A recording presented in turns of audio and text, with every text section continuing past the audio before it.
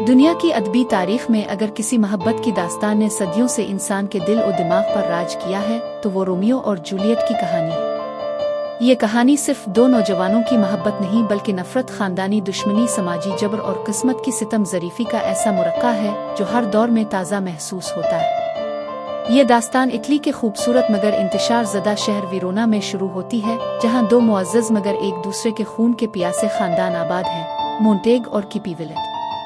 उन दोनों खानदानों की दुश्मनी इतनी पुरानी और शदीद है कि इसकी असल वजह भी अब लोगों को याद नहीं, मगर नफरत की आग नस्ल दर नस्ल मुंतकिल होती चली आ रही है। शहर की गलियों में मामूली बात पर तलवारें निकल आती हैं और खून बहाना जैसे एक रवायत बन चुका है। वीरोना के इसी शहर में एक दिन कैपिवलेट खानदान की हवेली में एक शानदार जश्न मुनक्किद होता है। मकसद ये होता है कि खूबसूरत और कम उम्र जूलियट के लिए किसी मौजूद रिश्ते पर गौर किया जाए।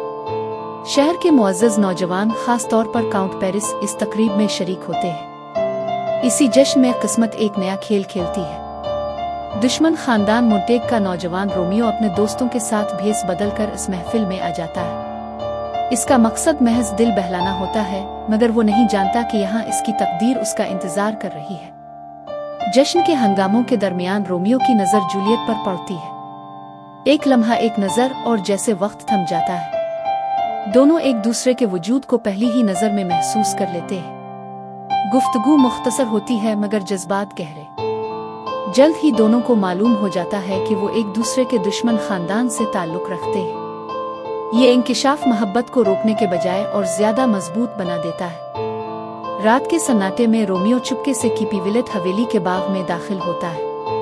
वहीं बालकोनी पर जूलियट खड़ी होती है और अपने दिल के जज्बात बेसाख्ता अल्फाज में ढाल देती है। रोमियो खुद को जाहिर करता है और दोनों हमेशा के लिए एक दूसरे के हो जाते हैं। दुश्मनी, समाज और खौफ सब पीछे रह जाते हैं। वो खुफिया तौर पर शादी का फैसला करते हैं। अगले ही दिन एक नेकदिल पादरी फरीर लॉरेंस दोनों की खामोश शादी करवा देता है, इस उम्मीद के साथ कि शायद ये मोहब्बत दोनों खानदानों की दुश्मनी खत्म कर दे। मगर किस्मत को कुछ और ही मंजूर होता है। शहर की गलियों में एक मामूली तकरार अचानक खूनी झगड़े में बदल जाती है। जूलियट का करीबी रिश्तेदार टेबुलेट रोमियो के दोस्त मर्क्यूशेव को कत्ल कर देता है। गुस्से और दुख से बेकाबू होकर रोमियो टेबुलेट को मार देता है।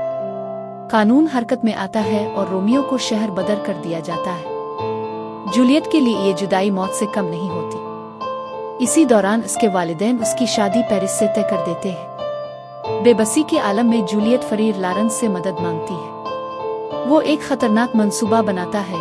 जूलियट एक दवा पिएगी जिससे वो मुर्दा नजर आएगी, फिर इसे कब्र में रखा जाएगा और रोमियो को खुफिया पैगाम भेजकर बुलाया जाएगा ताकि वो इसे ले जाए।